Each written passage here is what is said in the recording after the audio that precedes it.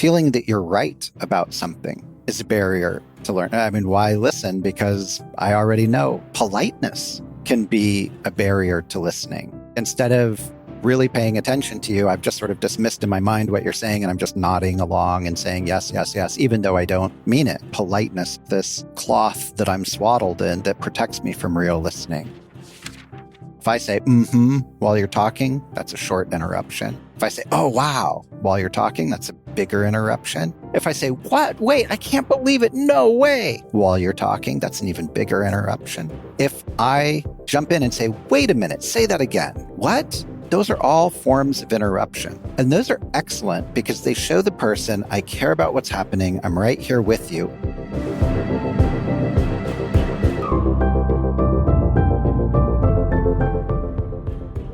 That's Dr. Robert Biswas-Diener. He's an award-winning and well-cited researcher in the field of positive psychology. In 2024, Thinkers 50 named him one of the 50 most influential executive coaches in the world. He's also one of the authors of Radical Listening, The Art of True Connection. So you'll learn 1, the hidden barriers to listening, 2, why we should interrupt more, and 3, the secret to handling disagreements better. And if you want a quick summary write-up of these actionable takeaways, I recommend you sign up for the free Gold Nugget email newsletter at awesomeatyourjob.com. I'm Pete Mikitis. This is How to Be Awesome at Your Job. And now, here's Robert. Robert, welcome. Thank you, Pete, so much for having me. I'm excited to hear you about your wisdom. And you've got the coolest nickname ever, one I think I would like for myself. You're known as the Indiana Jones of positive psychology, so I'm imagining rolling boulders, whips, all kinds of adventures.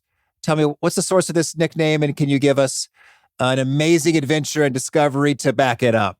Absolutely. Like all nicknames, I did not give it to myself. That is important for everyone to know. Not everyone should know that right up front. One of my colleagues said this about me because unlike other psychologists, I wasn't just running studies in the laboratory with college students. I was going out in the field and pretty far afield. I was studying happiness, among other things, with the Amish, for example, with Maasai tribal people. I stayed in the very northern tip of Greenland, where I was working with Inuit hunters. So I spent several years, almost 5 years, sort of traveling the world and studying happiness. Cool. All right. Thank you.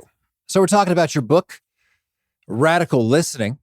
And I'd love it if you could kick us off with an inspiring story of someone who upgraded their listening game and saw phenomenal results coming from that. Yeah, absolutely. There is a woman I interviewed, in fact, for this book. She's very senior leader, works in an international organization. In fact, they own a bunch of subsidiaries, which means their footprint is across industry, across linguistic groups, across cultures, across national boundaries. And she always thought of herself as a fantastic listener. But then she realized, I really can't even understand the language of some of these people. I don't understand the cultural fabric or context of many of the people I'm trying to listen to. And perhaps most importantly, my role suggests that I'm not even interested in what they're interested in. So she's thinking big strategic ideas, and they're often looking at just sort of day-to-day operations. And she realized that she kind of just fundamentally can't understand them, that her role is an obstacle to listening. And one of the things she did was recruited listening ambassadors to listen on her behalf and become sort of like Rosetta Stones or translators of the line worker up to the senior leadership. The thing I think is so remarkable about that is not just that she recruited these ambassadors, which is kind of a cool idea, but that she recognized the limits in her own listening and moved to correct it. Well, it is a fun thought, a listening ambassador. And in some ways, it feels a lot more wholesome and upright than, I guess, the non-consensual listening ambassador is called a spy. It's like spy on people and gather the information, as opposed to a listening ambassador is like, oh, we all know what's going on here, and I feel appreciated because you have made an investment to have someone gather my perspective when it may be difficult because of a language barrier or a geographic barrier or something, to see what's going on. So that's a fun idea in and of itself in its specificity, but also in terms of a general concept of let's take listening seriously. Let's invest in it. Let's build some infrastructure and acknowledge how valuable this is and get after it. Let me just say that I'm very tickled that you used SPY as an example. My co-author and I on Radical Listening used loads of examples of professional listeners, psychotherapists, managers, all sorts of people who listen for a living. And we did not include espionage as an industry among it, but only through oversight. As soon as you said it, I wish that we would have included that in the book. Well, maybe the sequel. Well, we'll see. But I'm sure you've got boatloads of insights for us, and we want to dig into it. Tell us, is there a key message or big idea that you capture in your book, Radical Listening, that folks who want to be awesome at their jobs should know? Absolutely. It is time for listening to have a refresh. Let's start there. All of us grew up with or have been trained in so-called active listening. And active listening is a good start. Make eye contact, summarize what the person says, check for clarification. Am I reading you right? It really emphasizes comprehension, and it positions listening as if it's just about understanding. And what we do to extend that is suggest that there are many intentions for listening, that you might listen in order to entertain a group.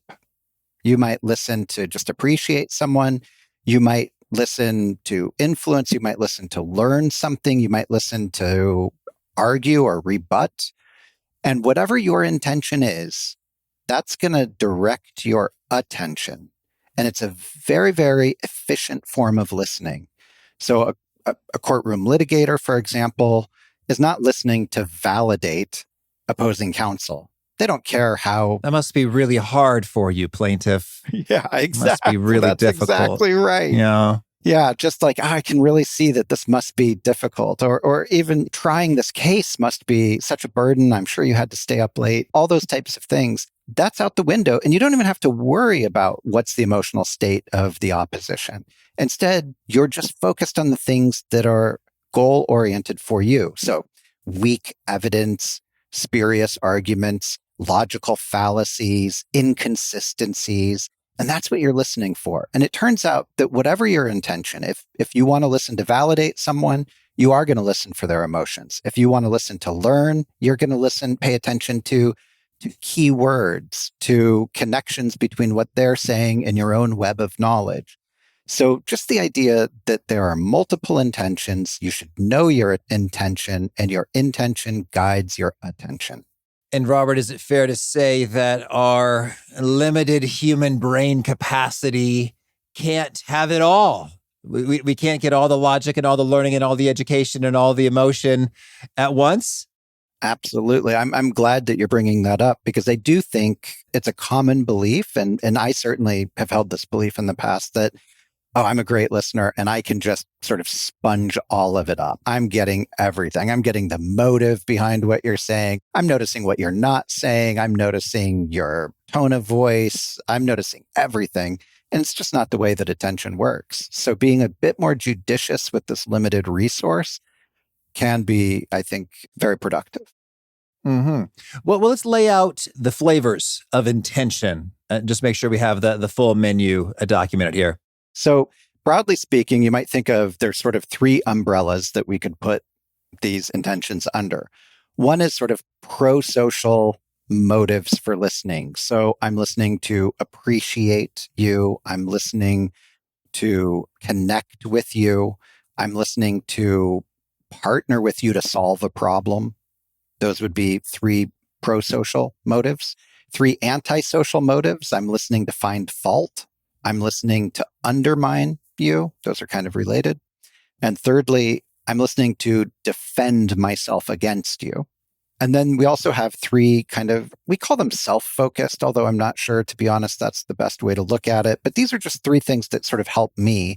And that is, I'm just listening to learn something new. I'm listening for comprehension. That's sort of the classic active listening. And those are kind of the two big motives that are helpful to me as the listener.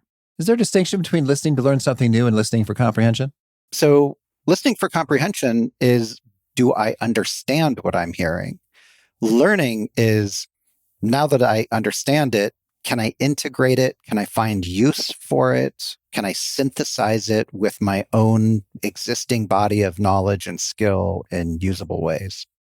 Well, so then I suppose the implication of this is to thoughtfully choose your intention up front in advance of the conversation, as opposed to just showing up in whatever brain state you happen to be wearing at the moment. Absolutely. And where you see this go wrong, imagine a team meeting, for example, where you've got a pretty funny person on the team and they just keep cracking jokes, and it's nice when it works because it cuts through tension, it lightens the mood, but maybe they default to it too often. And it's because that's just sort of a default listening mode for them. Like, I'm just listening to entertain people. So those kinds of people listen for pauses, because pauses are where you insert jokes. They're listening for themes because themes are what you're going to riff on. But it might not be helpful because that might not be what is needed. So you also need some alignment with sort of what is contextually or situationally appropriate. If someone wants feedback on a presentation, you should be directing your attention towards that. I want to listen with a critical ear and see what works, what doesn't. What do I know about you in terms of your ability to take feedback? How much do I need to sugarcoat it? Those types of things. So a little bit of matching your listening intention with what's being asked for. And I think it's interesting how we may very well have that default mode. You mentioned entertainment, which I guess wasn't on the menu. So I guess there's many flavors beyond the 8 you've suggested, is my takeaway there, is that we may very well have a default state all the time in terms of, I remember I had a sweet friend and mentor, Marilyn, and she just knew this guy who was a billionaire, and she just thought that was cool. And she was working with some students, and she just thought, hey, these students have an entrepreneurial interest. They might just have fun, having dinner with this guy. I know him. I know the students. Let's just do this. And so she's talking with the person, and he just says immediately, okay, so what do you want?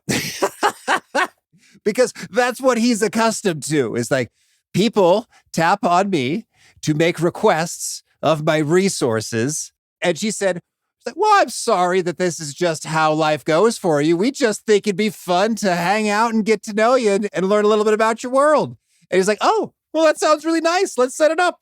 Absolutely. And one of the things I like about that story is that what they're trying to do in a very explicit way is just make sure that they're aligned. What is it you're asking for? What is it I want? We all know times that someone sort of complains to you, and really all they want is a bit of validation. They just want you to say, I get it. You're a victim. You've been done wrong here. I'm so sorry. You've put on a brave face. You're doing great. And instead, what we give them is a bunch of advice and try and solve their problem. And when that misalignment happens, it actually is a bit destructive to the relationship. It feels off and disconnecting. Okay, well, so that sounds like a key benefit just right there. It's like, when you're matching the intention appropriately, relationships are enriched, because this folks like, oh, this is beautiful. This person is giving me just what I need in this moment, and it just feels good. And I like them more, and I am less annoyed and frustrated with them. Absolutely. And look, I want to be cautious and honest. I'm not one of these people that writes a book. I'm like, oh, I read a book on listening, and guess what? I happen to think that listening is the thing that's going to cure the world and all the problems. I don't think that. I think listening is sort of like opening the door, but then you still have to walk through it and do some exploration. I think listening is a good start. I think listening in the way that you just mentioned, where you kind of listen with positive intent, you have respect, you both feel aligned, that's a great place then to build a relationship, then to cooperate, then to engage in teamwork or change or whatever it is you're going to do. So I think it starts with listening, but I don't think listening by itself is the whole picture. Okay. And let's say we're all in, Robert. That sounds great. I would like to do that, and I would like to do that well, and I could see the benefits. And yet you also highlight a few internal barriers to listening. Can you lay these out for us? Absolutely. In all honesty, this is one of my favorite parts of everything my co-author and I have put down on the page. Some of the barriers everyone's going to already have an intuition about, oh, let me guess, distraction, technology, your phone. Sure, all of those are barriers. But the ones that I think are really kind of the almost the insidious ones are the ones that you may be less aware of. So, for example, feeling that you're right about something is a barrier to learn. I mean, why listen? Because I already know. I already have made up my mind and foreclosed on my own rightness about this. Politeness can be a barrier to listening. Like instead of really paying attention to you, I've just sort of dismissed in my mind what you're saying, and I'm just nodding along and saying yes, yes, yes, even though I don't mean it. And I've just checked out. But politeness is sort of this cloth that I'm swaddled in that protects me from real listening. One that I find really interesting, I call it walk with me. In the book, we call it time urgency. And it's this idea that you go to someone and you're like, hey, I've got something I need to speak with you about. And they say something along the lines of, walk with me. I've got a meeting here. It's going to start in 8 minutes, but come with me, walk with me. And it's so well intentioned. To the listener, the person saying walk with me, it's this idea that, oh, look at me, how gracious I am. I'm making time for you. But it can really feel awful to the person who has this urgent request. They're sort of saying there's something very important. And you're saying, my mind's already to the next thing. At best, I'm wedging you in. I am already a bit distracted. I'm giving you a limited amount of time, and we're catering to my needs rather than your needs. In fact, you're going somewhere you hadn't even intended to go. And so, although it's well-intentioned, I think it runs the risk. And there's a whole bunch of these, but that are well-intentioned, but run the risk of just standing in the way of great listening. More of those, please. Lay them on us. These are cousins, conceptually speaking. One is comparing, and we've all done this. Comparing is when someone mentions an experience, and then you're like, hey, I've also had that experience. And so you share that with them. They say, oh, yeah, I went to Hong Kong last summer. You're like, oh, wow, you know what? I went to Hong Kong last summer too. And again, it's well-intentioned because what you're trying to communicate is, look, we have this common ground. We have a shared experience. Like we're from the same cloth. And yet what it does is it sort of shifts the spotlight away from them. It often does work, which is why we do it. But when it doesn't work, it's sort of like saying, enough about you and your Hong Kong stories. Let's talk about me and my Hong Kong stories. And the cousin to it is competing. And this happens when often in a complaint scenario, when someone will say something like, I was up till 2 working on that report last night. I only got 6 hours of sleep, so I'm a little tired today. And as a rejoinder, you say 6 hours of sleep. I only got 3 hours of sleep. Again, it's well-intentioned. You're not trying to put them down or invalidate them. You're trying to say, we're cut from the same cloth. We're both people who are sleep deprived. But it comes across oftentimes as being dismissive. So there's many of these things that are intuitively appealing to us as conversationalists that I think serve as these kind of murky barriers that we might not even be aware of, that often sort of burst the bubble of connection. Well, what seems the underlying theme of all of these is, to what extent are we allowing our conversational counterpart, our interlocutor, think of Plato, to take center stage versus does it need to be about me? 100%. And I think that is the core of radical listening, is the idea that when I interact with you, I want you to feel like you do have a spotlight on you, that I do have genuine concern for what you're talking about, that you do have the space to articulate your thoughts, agenda, ideas, opinions, whatever it is that you want to share. And whenever we sort of grab the podium away, that's where things get problematic. I'm reminded of just a fun conversation with a midwife who said that she used to work in hospice. And she was amazed when the family arrived in the final days before someone was about to pass away. And she said, I was astounded at everyone's ability to make the dying person about them. He's like, I just got the call. I had to change my flight. Like all these things, like the hustle and bustle as they get into the hospital room in the final days, because they said, hey, you better get here because they don't have much time left. And she said, I was amazed at how this happened again and again and again. And I think it's really telling because it's an extreme situation and it highlights that for many of us, I mean, it sounds bad, but I guess it's maybe accurate language. We have such a self-centered preoccupation running in our brains.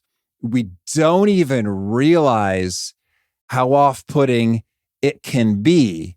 And that happens maybe, I don't know, for some of us all the time and for some of us occasionally, but it's sort of a spooky how common this blind spot is. Absolutely. And it's all of us. It's me. It's probably you to some extent. We are the protagonists in the plays of our own lives, right? And if someone said, oh, by the way, do you know you're actually just a supporting character? That's kind of an unsettling way of thinking.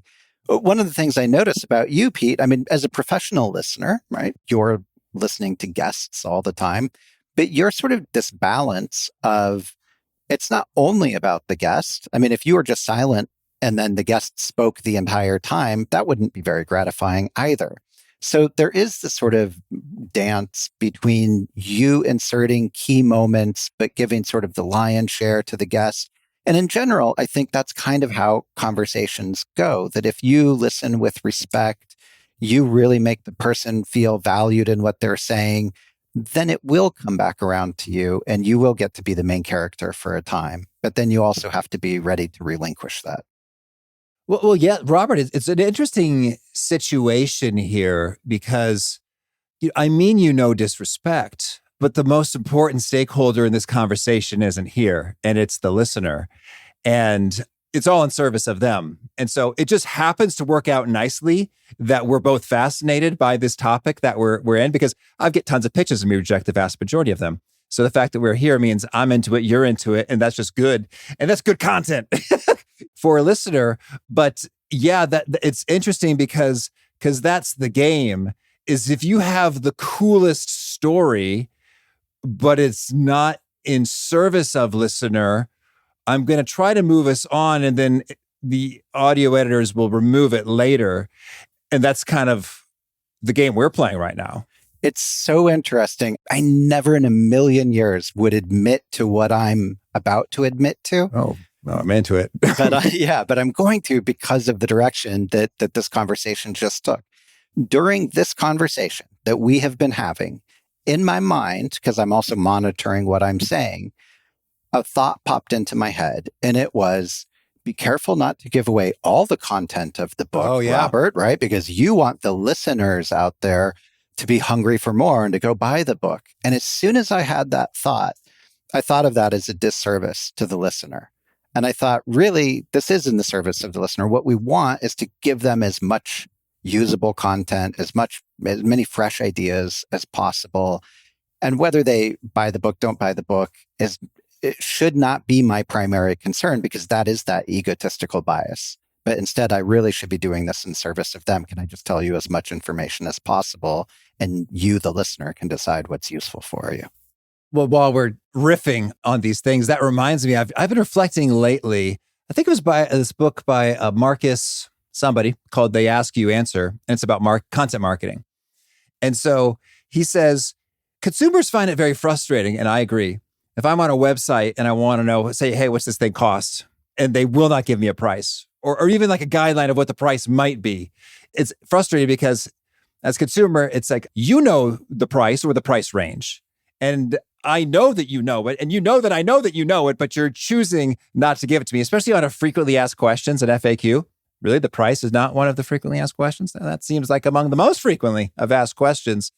And so likewise, there are some YouTube channels, and I won't, or podcasts, and I won't poo-poo them by name, but it sits a little bit wrong with me when I know I'm all about, building curiosity and teasing and being intriguing. But if they say, for example, if we were to tease this interview and we started with a clip saying, and the number one most transformational key to listening is, and it like bleeps it out and it like blurs it. It's like, as a listener consumer, I find that troubling because like, you know it, I know it, you're deliberately withholding it from me. And I don't like that in order to get me to, listen to, watch more, to view the ads or whatever. And I think it's counterproductive because if you give me something mind-blowing, I'm like, whoa, Robert, this guy's got insights. I better listen to more of him. So that's just my take on that practice. Well, I absolutely love your take. And I love the direction that this conversation has taken because it's like a real moment of authenticity in otherwise what could feel scripted. You ask me some questions about the book. I've been on lots of podcasts. I give you lots of answers that I'm pretty practiced at. But here suddenly we're getting into, I think, a very real example of listening and all the foibles around listening, which is sometimes I have my own agenda and it interferes with another agenda. Sometimes I'm not sure what to do. Sometimes I don't have a clear intention. And all of this is happening within us while we're trying to be good listeners. And that just feels very realistic to me. So I'm not a person that's like, oh, go by the book, learn these 5 steps, and I promise you, you're going to be a transformed, perfect listener. You won't. I mean, I think that you'll learn more about listening. You might appreciate listening more. You might experiment with some things. People might notice that you're listening a bit better. And I think there is some mileage to be had in that kind of realism. Well, I understand that you cannot give us the magical spells, these super 5 things that will cure all listening foibles. But nonetheless, I do want some of your actionable tips. Do we have some big do's and don'ts that just make a tremendous difference in your listening and all the relationship goodness that unfolds with great listening? Absolutely. So we present 6 skills. And again, let's be honest, there could be 8 skills, there could be 5 skills. We chose 6. 3 of them we think of are internal. They're things that would be invisible to your interlocutor. They're just happening within you mentally. And 3 of them are behavioral, things that your conversational partner would notice. So I'll just give you one that's a little counterintuitive about what you would notice, one of the behavioral ones. We say that interjecting, or if you prefer, interrupting, is a highly engaged form of listening. And for most people, that's pretty counterintuitive. Most people have learned that politeness equals turn-based conversation. You speak, I speak, you speak, I speak, back and forth. And yet there are excellent reasons to interrupt. So I'll just start by saying that if interruption is just overlapping speech, if it just means 2 people are speaking simultaneously, we're all doing it all the time. So if I say, while you're talking, that's a short interruption. If I say, oh, wow, while you're talking, that's a bigger interruption. If I say, what? Wait, I can't believe it. No way. While you're talking, that's an even bigger interruption. If I jump in and say, wait a minute, say that again. What? Those are all forms of interruption. And those are excellent because they show the person, I care about what's happening. I'm right here with you. And the alternative is letting the person prattle on for 10 minutes. And then in return, you say, there's something you said 10 minutes ago that I'd like to go back to. And that can feel really kind of dismissive to the person because they're like, why did you just let me talk for 10 minutes if the thing that was interesting to you happened 10 minutes ago? That's a really strong perspective. But again, following that principle of your conversation partner is taking center stage, the interruptions are in service of them and your understanding. Like, wait a minute, he said what? But didn't he just say the opposite a week ago? Yes, he did. And that's why this is a big deal. And so that you can see how the conversational vibe goes into a very connected place with that interruption as opposed to waiting. And just make sure you clarify. It's like, wait, Robert? Oh, no, that Robert. Oh, okay. Now I'm tracking with you. I'm on the same page. Absolutely. And that clarification, that's a perfect example. And we do these all the time. Another type is called an alert. So let's say you and I are both talking about that Robert, and here comes Robert, but you can't see him because your back is to him. And I might say, Pete, shut up. Here he comes. That's an alert and that's an interruption, but you never think that's rude because you think it's in the service of you. So anytime that I'm essentially jumping in, but then returning the turn to speak to you, people just don't even clock it as rude at all.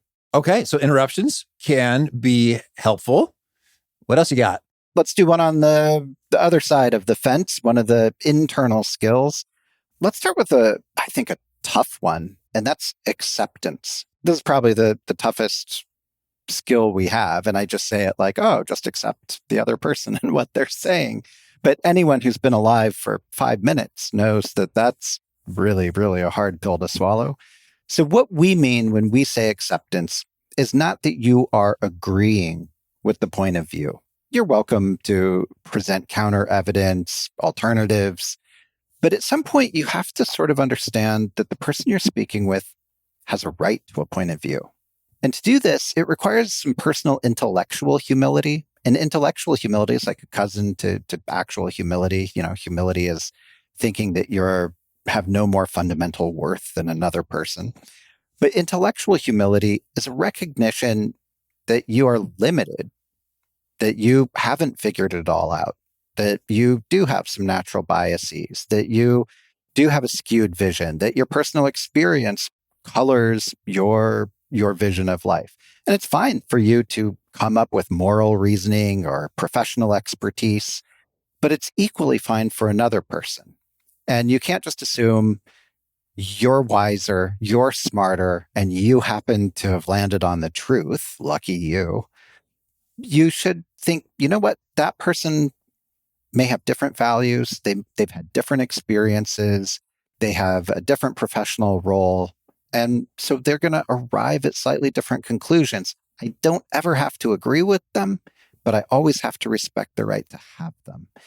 And that takes some work. But when you engage in that, you have more types of conversations and you open a door to conversations that you might otherwise avoid that can ultimately be productive conversations. Mm-hmm. Can you give us an example? I think day to day, this happens at work all the time. And it's just one person wants to green light a project and the other person says, no, I don't think we have capacity for it right now, or I don't think it's fleshed out well enough, or I don't think the strategy is in place for it. And you have two totally opposing views.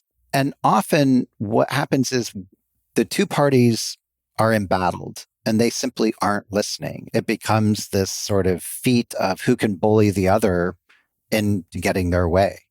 If only I can lob so much evidence at you, so much passion at you, I'll convince you that my chosen direction is the right direction. But it gets back to the kind of that 7 habits idea, first seek to understand and then be understood. Kind of like, look, I already know what I think, but I am curious what you think. What is it you're looking at? What is it you're seeing that I'm not seeing?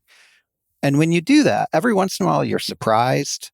It helps you retain a more positive view of the person you're talking about. They're not just some bumbling dolt that happened to arrive at something, that they actually are pretty thoughtful and pretty intentional in their approach.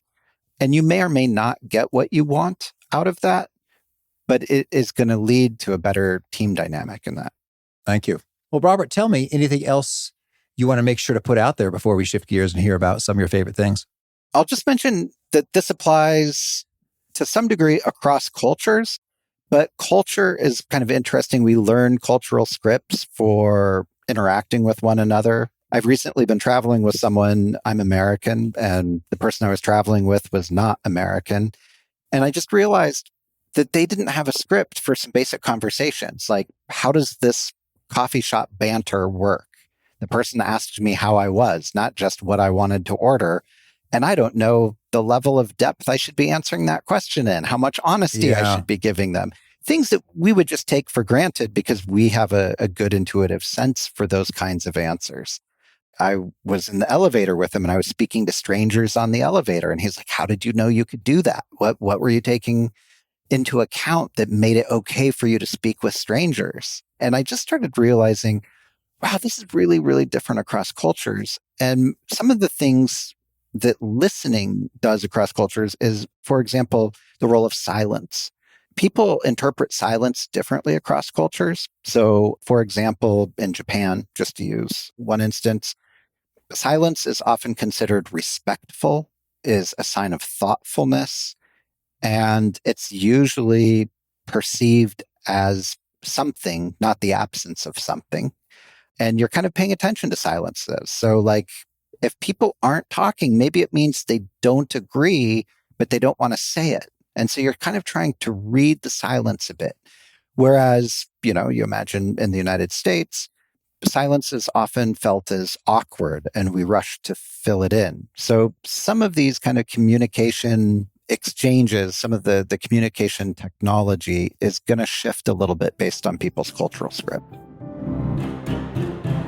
Big thanks to Robert for sharing his wisdom with us. Big thanks to our sponsors. Check them out.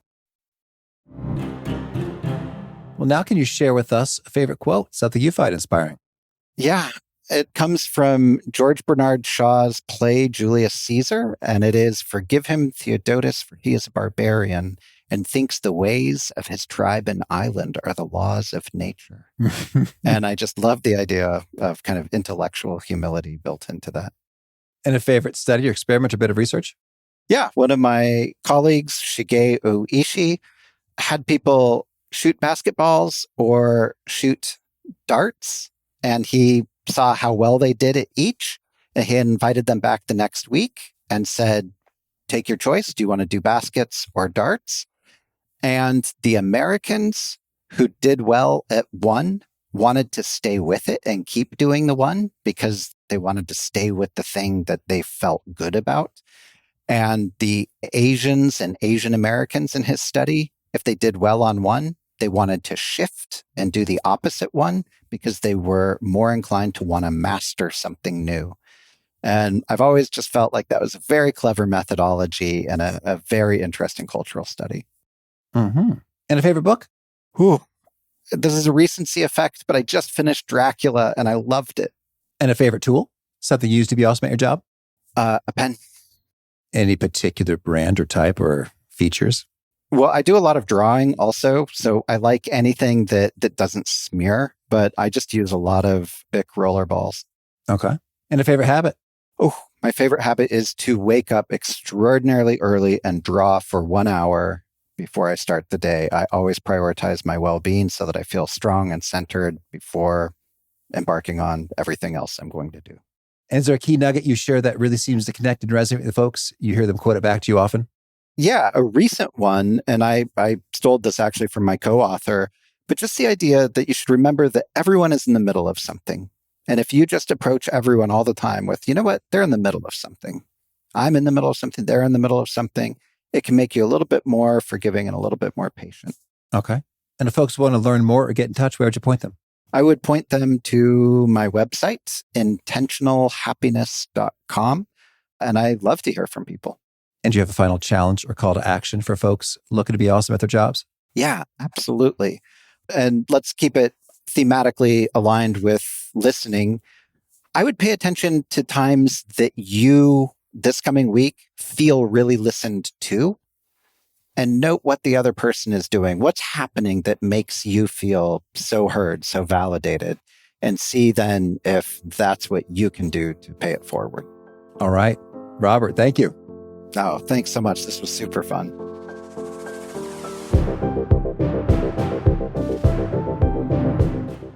You know, what's so fun about this show over 1,000 episodes in is the distinctions, the nuance, the subtleties that bring about mastery in becoming awesome at your job. So I think we all know, oh yeah, listening's important. We should sort of try to do it better and people will like that. Okay, yeah. We know that. Sure. We should maybe block out distractions. Okay, yeah, sure. But then Robert comes in and says, when it comes to interrupting, do it more. And I think that's so handy because I personally really don't like being interrupted. And so I have taken that same thought into my conversations. Don't interrupt people. Be very polite. Be quiet. Nod. Mm-hmm. Maybe just a tiniest bit of mm-hmm. And yet, it's not just about interruptions, blanket, wholesale, broad brush, but rather the nature of the interruption. And does it keep the spotlight on them? It's like, oh my gosh, no, he didn't. That's crazy. Seriously? But I thought you said earlier that this.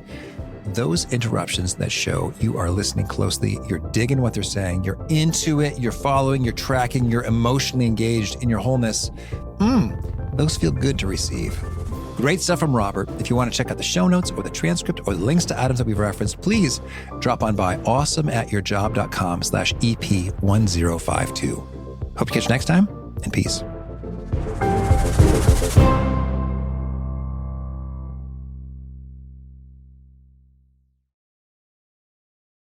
You just realized your business needed to hire someone? Like yesterday. With Indeed, there's no need to stress. You can find amazing candidates fast using Sponsored Jobs. With Sponsored Jobs, your post jumps to the top of the page for your relevant candidates so you can reach the people you want faster. And just how fast is Indeed? Well, in the minute I've been talking to you, 23 hires were made on Indeed, according to the Indeed data worldwide. Seriously, there's no need to wait any longer. Speed up your hiring right now with Indeed, and listeners of this show will get a $75 sponsored job credit to get your jobs more visibility at Indeed.com/WonderyUS. Just go to Indeed.com/WonderyUS right now and support our show by saying you heard about Indeed on this podcast. Indeed.com/WonderyUS. Terms and conditions apply. Hiring? Indeed is all you need.